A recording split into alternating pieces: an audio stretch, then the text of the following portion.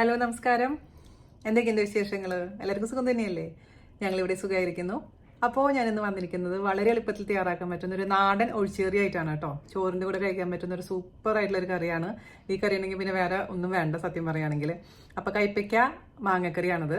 കൈപ്പയ്ക്ക എന്ന് പറയുമ്പോൾ അതായത് നമ്മുടെ സ്വന്തം പാവയ്ക്ക എന്ന് പറയുമ്പോൾ തന്നെ കുറച്ച് പേര് നെറ്റ് ചുളിക്കുന്ന എനിക്കറിയാം. ഈവൻ ഞാനും അങ്ങനെ തന്നെയായിരുന്നു എൻ്റെ ചെറുപ്പത്തിൽ. അമ്മ ഒരുപാട് നിർബന്ധിക്കുമായിരുന്നു ഈ കൈപ്പയ്ക്ക കഴിക്കാൻ വേണ്ടിയിട്ട്. പക്ഷേ ഞാൻ ഓടി മാറുമായിരുന്നു. പക്ഷെ ഇന്ന് തിരിഞ്ഞു നോക്കുമ്പോൾ എന്താ പറയുക, ഒരുപാട് വിഷമം തോന്നുന്നു. ഞാനിപ്പോൾ അമ്മയുടെ ഒരു പഴയ റെസിപ്പീസ് ഇതേപോലെ ഉണ്ടാക്കി നോക്കും, കഴിക്കും. അതാണ് ഇപ്പോഴത്തെ എൻ്റെ പരിപാടി. അപ്പോൾ എന്താ പറയുക, ചില ഓർമ്മകൾ അങ്ങനെയാണല്ലോ. അപ്പോൾ എൻ്റെ നൊസ്റ്റാൾജിക് റെസിപ്പിയും കൂടിയാണിത്.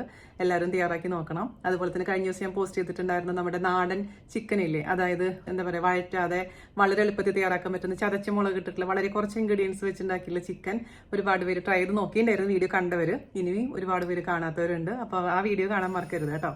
അപ്പോൾ ഒട്ടും താമസിക്കേണ്ടത് നമുക്ക് ഇങ്ങനെയാണ് രുചികരമായിട്ടുള്ള കൈപ്പയ്ക്ക മാങ്ങക്കറി തയ്യാറാക്കാം എന്ന് നോക്കിയിട്ട് വരാം.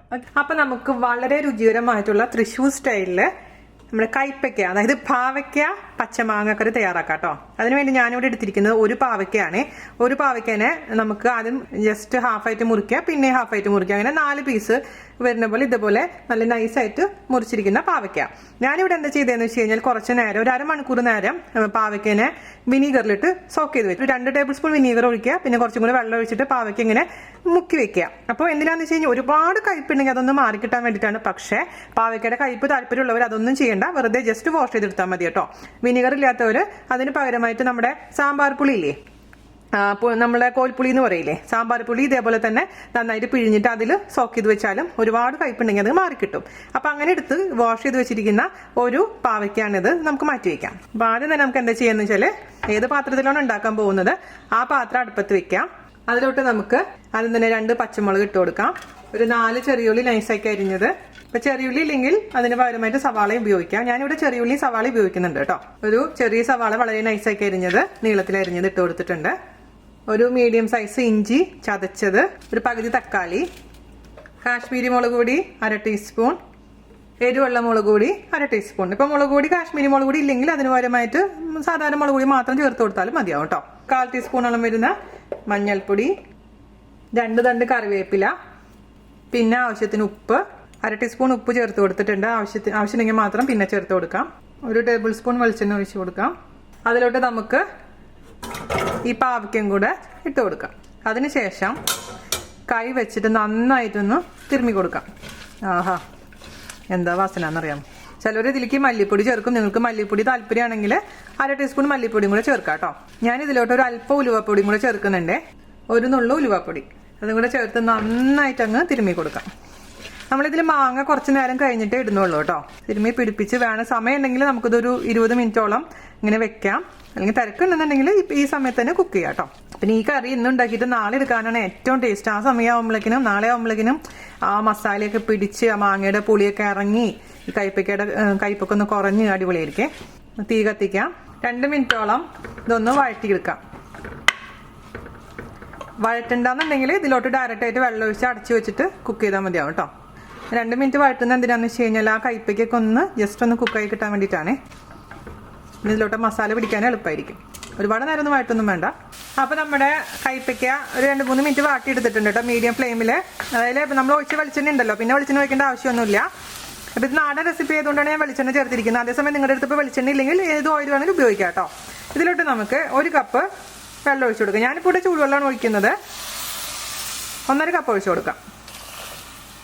നമുക്കിത് അടച്ച് വെച്ചിട്ട് അരഭാഗം വേവിക്കുക.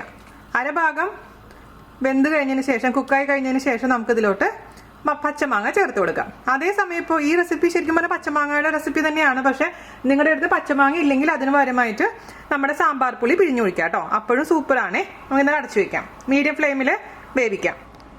ഒരു 10 മിനിറ്റ് ഇത് കുക്ക് ചെയ്തിട്ടുണ്ട് അടച്ചു വെച്ചിട്ട്. ഇതിലോട്ട് നമുക്കിനി ഒരു പച്ചമാങ്ങ ചേർത്ത് കൊടുക്കണം. അത് പിന്നെ മാങ്ങയുടെ പുളി അനുസരിച്ച് മാറ്റം വരും കേട്ടോ. അപ്പോൾ ഇത് അത്യാവശ്യം നല്ല മൂത്ത നല്ല വിളഞ്ഞ മാങ്ങയാണ്. നല്ല ചെറിയൊരു മഞ്ഞ കളറൊക്കെ ഉള്ള മാങ്ങയാണ്. അതിന് ഏറ്റവും ടേസ്റ്റ്. ഞാനിപ്പോൾ ഒരു മാങ്ങ മീഡിയം പീസസ് ആയിട്ട് മുറിച്ചിട്ട് ചേർത്ത് കൊടുക്കുന്നുണ്ട് കേട്ടോ. എന്നിട്ടും പുളി ഇല്ലാന്നുണ്ടെങ്കിൽ ഞാൻ നേരത്തെ പറഞ്ഞ പോലെ തന്നെ കുറച്ച് പുളി പിഴിഞ്ഞൊഴിക്കാം. പക്ഷെ ഇത് അത്യാവശ്യം നല്ല പുളിയുള്ള മാങ്ങയാണ്. അപ്പോൾ ഇത് ആദ്യം തന്നെ നമ്മൾ മാങ്ങ ഇടുകയാണെന്നുണ്ടെങ്കിൽ എന്ത് പറ്റുമെന്ന് വെച്ച് കഴിഞ്ഞാൽ ആകെ ഉടഞ്ഞു പോകും മാങ്ങ. അതേസമയം മാങ്ങ ഉടഞ്ഞു പോകണമെന്നുണ്ടെങ്കിൽ ആദ്യം ഇട്ടോളൂ. എനിക്കിതൊന്ന് കടിക്കാൻ ഇഷ്ടമുള്ളത് കൊണ്ടാണ് ഞാനൊരു പകുതി കുക്കായതിനു ശേഷം മാത്രം ഈ മാങ്ങ ചേർത്ത് കൊടുക്കുന്നത് കേട്ടോ. മാങ്ങ ചേർത്തതിന് ശേഷം നമുക്ക് അടച്ചു വെച്ചിട്ട് അങ്ങ് കുക്ക് ചെയ്യാം. അപ്പോൾ നമ്മുടെ പച്ചമാങ്ങ നന്നായി കുക്കായിട്ടുണ്ട് കേട്ടോ. ഇനി ഇതിലേക്ക് നമുക്ക് ചേർത്ത് കൊടുക്കേണ്ടത് നല്ല കട്ടി തേങ്ങാപ്പാലാണ്. നിങ്ങൾക്ക് വേണമെങ്കിൽ രണ്ടാം പാലിൽ ഇത് കുക്ക് ചെയ്യാം, അതിനുശേഷം അവസാനം കട്ടി തേങ്ങാപ്പാൽ ഒഴിക്കാം. പക്ഷെ ഞാനിവിടെ കട്ടി തേങ്ങാപ്പാൽ മാത്രമേ ഒഴിക്കുന്നുള്ളൂ. നമുക്ക് അവസാനം ഈ സമയത്ത് കട്ടി തേങ്ങാപ്പാൽ ഒഴിച്ചു കൊടുക്കാം. ഒരു ഗ്ലാസ് പാലാണ് ഒഴിക്കുന്നത് കേട്ടോ. കട്ടി തേങ്ങാപ്പാൽ ഒഴിച്ച് കഴിഞ്ഞാൽ ജസ്റ്റ് ഒന്ന് ചൂടാവാൻ മാത്രമേ പാടുള്ളൂ, അല്ലാതെ തിളപ്പിക്കാൻ പാടുള്ളതല്ല. നമുക്കിത് ഒന്ന് ചൂടായി കഴിഞ്ഞാൽ അപ്പുറത്തെ അടുപ്പിലോട്ട് മാറ്റി വെക്കാം. അതിനുശേഷം ഇതിലോട്ട് താളിച്ച് ചേർക്കണേ. ഈ സമയത്ത് നമുക്ക് രുചി നോക്കണം. അതിനുശേഷം എന്തെങ്കിലും കുറവുണ്ടെങ്കിൽ ആഡ് ചെയ്ത് കൊടുക്കാൻ മറക്കരുത്.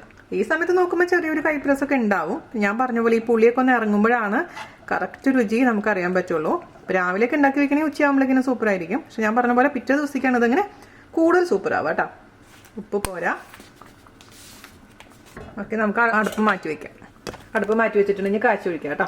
അപ്പോൾ നമുക്ക് കാച്ചി ഒഴിക്കാൻ വേണ്ടിയിട്ട് ഞാൻ കുറച്ച് വെളിച്ചെണ്ണ ചൂടാക്കാൻ വെച്ചിട്ടുണ്ട്. അതിലോട്ട് നമുക്ക് ആദ്യം ചേർത്ത് കൊടുക്കേണ്ടത് വറ്റൽമുളകാണ്. 2 വറ്റൽമുളക് മുറിച്ചിട്ട് കൊടുക്കാം. അതുപോലെ തന്നെ ഞാനിവിടെ ചേർത്ത് കൊടുക്കുന്നത് 3-4 ഉലുവ. ഒരു നല്ല ഫ്ലേവർ കിട്ടാൻ വേണ്ടിയിട്ടാണ്. അല്ലെങ്കിൽ അവസാനം ഉലുവയുടെ പൊടി ചേർത്ത് കൊടുത്താലും മതി കേട്ടോ. ഉലുവയുടെ പൊടി നമ്മൾ ഓൾറെഡി ഇച്ചിരി ചേർത്ത് കൊടുത്തിട്ടുണ്ടെങ്കിൽ പോലും കുറച്ച് ഉലുവ നല്ലതാണ്. അതിലോട്ട് നമുക്കൊരു 6 ചെറിയ ഉള്ളി നൈസായി അരിഞ്ഞ് ഇട്ട് കൊടുക്കാം. നല്ല ഗോൾഡ് കളർ ആവുന്ന വരെ ഒന്ന് വാട്ടി കൊടുക്കാം. അപ്പോൾ നമ്മുടെ ഉള്ളി നല്ല ഗോൾഡ് കളർ ആയിട്ടുണ്ട്. ഞാൻ തീ ഓഫ് ചെയ്തിട്ടുണ്ട് കേട്ടോ. ഇനി ഇതിലോട്ട് നമുക്കൊരു അല്പം മഞ്ഞൾപ്പൊടിയും ഒരല്പം മുളക് പൊടിയും ചേർത്ത് കൊടുക്കാം. ഒരു ഭംഗി കിട്ടാൻ വേണ്ടിയിട്ടാണേ. എന്നിട്ട് മിക്സ് ചെയ്ത് കൊടുക്കാം. ആ പച്ചമുളക് മാറിയതിന് ശേഷം നമ്മുടെ കറിയിലോട്ട് അങ്ങ് ഒഴിച്ചു കൊടുക്കാം. കറിവേപ്പില കൂടി ഇട്ട് കൊടുക്കാം. കുറച്ച് ചാറ് ഇതിലേക്ക് ഒഴിച്ചു കൊടുക്കാം. അങ്ങനെ സൂപ്പർ ടേസ്റ്റി ആയിട്ടുള്ള ഈസി ആയിട്ടുള്ള നമ്മുടെ പച്ചമാങ്ങ കൈപ്പയ്ക്ക കറി, അതായത് പാവയ്ക്ക കറി റെഡി ആയിട്ടുണ്ട്. വളരെ ഈസിയാണ്. അപ്പോൾ ഞാൻ പറഞ്ഞ പോലെ നേരത്തെ ഉണ്ടാക്കി വെക്കണമെങ്കിൽ സൂപ്പർ ആയിരിക്കും. അത് മിക്സ് ചെയ്ത് കൊടുക്കുക. അതിനുശേഷം കുറച്ച് നേരം അടച്ചു വെച്ചോളൂ. അപ്പം ചാറ് പോരാന്ന് തോന്നുന്നുണ്ടെങ്കിൽ നിങ്ങൾക്ക് ഇനി ഇതിലേക്ക് ചൂടുവെള്ളം ഒഴിച്ചു കൊടുക്കാവുന്നതേ ഉള്ളൂ. ഞാനിതിൻ്റെ രുചി നോക്കിയില്ലല്ലോ. അരേ വാ, ചെറിയൊരു കയ്പുള്ളൂ കേട്ടോ ഇപ്പോൾ. പക്ഷെ നാളേക്ക് ആകുമ്പോൾ ഈ കയ്പ് പോലും ഉണ്ടാവില്ല. എല്ലാം പെർഫെക്റ്റ് ആയിട്ടുണ്ട്. അപ്പോൾ എല്ലാവർക്കും ഇഷ്ടപ്പെട്ടെന്ന് വിശ്വസിക്കുന്നു. എല്ലാവരും തയ്യാറാക്കി നോക്കിക്കോളൂ കേട്ടോ. ഞാനിതിലേ ഇച്ചിരി കഴിഞ്ഞപ്പോൾ ഇച്ചിരി തിക്കായ പോലെ തോന്നിയപ്പോൾ ഞാനൊരു 1/2 ഗ്ലാസ് നല്ല ചൂടുവെള്ളം ഒഴിച്ചിട്ടുണ്ട് കേട്ടോ. മിക്സ് ചെയ്ത് നോക്കിയിട്ട് ഉപ്പ് കുറവ് പോലെ തോന്നിയപ്പോൾ ഉപ്പും കൂടി ചേർത്ത് കൊടുത്തിട്ടുണ്ട്. അപ്പോൾ നിങ്ങൾ ഈ പറഞ്ഞ പോലെ ചെയ്ത് നോക്കിക്കോളൂ. കാരണം ഇരിക്കുന്നതോറും ഇത് തിക്നെസ് കൂടാനുള്ള ചാൻസ് ആണുള്ളത്. അതുകൊണ്ട് ആ ഗ്രേവിയുടെ അളവ് നിങ്ങൾ തിട്ടപ്പെടുത്തിക്കോളൂ കേട്ടോ. അത് മാത്രം ഒന്ന് ശ്രദ്ധിച്ചാൽ മതി. അവസാനം നമുക്ക് എരിവ് കുറവ് പോലെ തോന്നുകയാണെങ്കിൽ പച്ചമുളക് ജസ്റ്റ് ഒന്ന് കട്ട് ചെയ്തിട്ട് കൊടുക്കാം.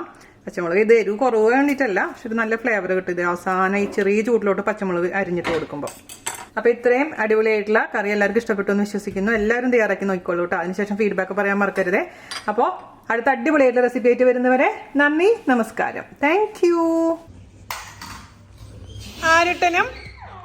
ആരുട്ടന്റെ ജാനങ്ങളും കൂടി ഭയങ്കര കളിയാണല്ലോ ഇവിടെ.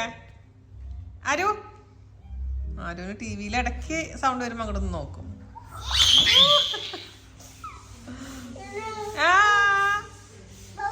അയ്യോ അയ്യോ, ബാബാ ബാബ എവിടേക്കാ ബാബ?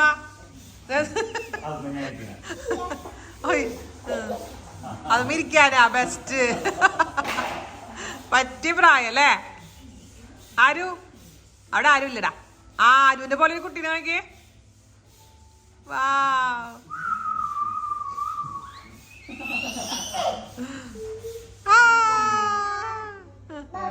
ബാബാ ബാബ എവിടേക്കാ? ആനേനെ കൊണ്ട് നടക്കണ പോലെ ഉണ്ടല്ലോ. എവിടേക്കാ?